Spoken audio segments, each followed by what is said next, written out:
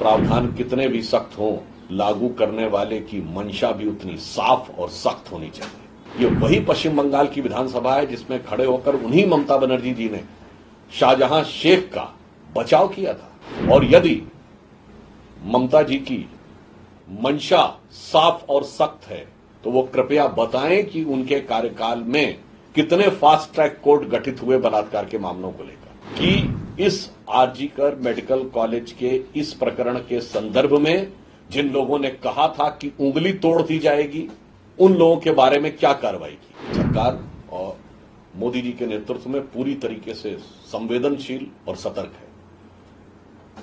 बलात्कार के आरोपियों की सजा दुगनी करने का कानूनी प्रावधान हमारी सरकार ने किया है। नाबालिग बच्चियों के साथ बलात्कार होने पर मृत्युदंड का प्रावधान किया है। साक्ष्य अधिनियम में भी वांछित संशोधन किए गए हैं।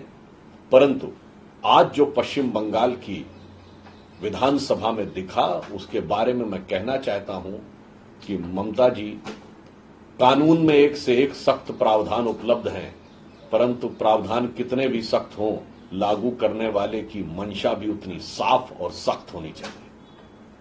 परंतु आज जो दृश्य देखने को मिला वो मन में बहुत विचित्र अनुभव उत्पन्न करता है। ये वही पश्चिम बंगाल की विधानसभा है जिसमें खड़े होकर उन्हीं ममता बनर्जी जी ने शाहजहां शेख का बचाव किया था। और इतना ही नहीं, उन्होंने पीड़ित महिलाओं प्रोपेगेंडा का आधार बताया था। वही विधानसभा, वही प्रांत और वही नेता। मैं उनसे पूछना चाहता हूं, 2021 के चुनाव के बाद कितनी ही भारतीय जनता पार्टी की महिला कार्यकर्ताओं के साथ बलात्कार की घटनाएं हुई, कितनों के बारे में आपने सजा करा। और यदि ममता जी की मंशा साफ और सख्त है तो वो कृपया बताएं कि उनके कार्यकाल में कितने फास्ट ट्रैक कोर्ट गठित हुए बलात्कार के मामलों को लेकर, जबकि निरंतर अनुरोध किया जाता रहा। नंबर 2, वो ये बताएं कि आज तक उन्होंने कितने केसेस में कन्विक्शन करा दिया है।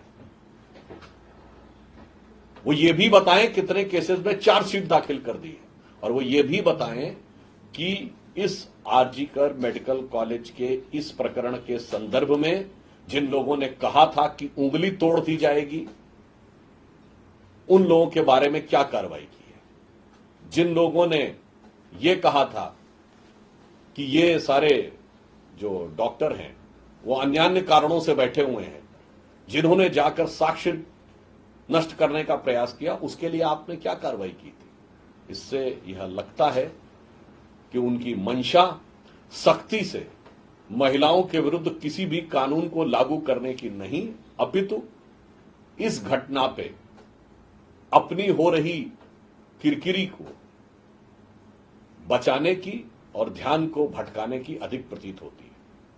यद्यपि भारतीय जनता पार्टी हर प्रकार के उस संशोधन के पक्ष में है जो महिलाओं को न्याय दिलाने के लिए सख्त कानूनी व्यवस्था का प्रावधान करे। परंतु मैं पुनः यह बात रेखांकित करना चाहता हूं, सख्त कानून के साथ साथ लागू करने वाले की मंशा भी साफ और सख्त होनी चाहिए, जिसका बंगाल में पूरी तरीके से अभाव नजर आ रहा है।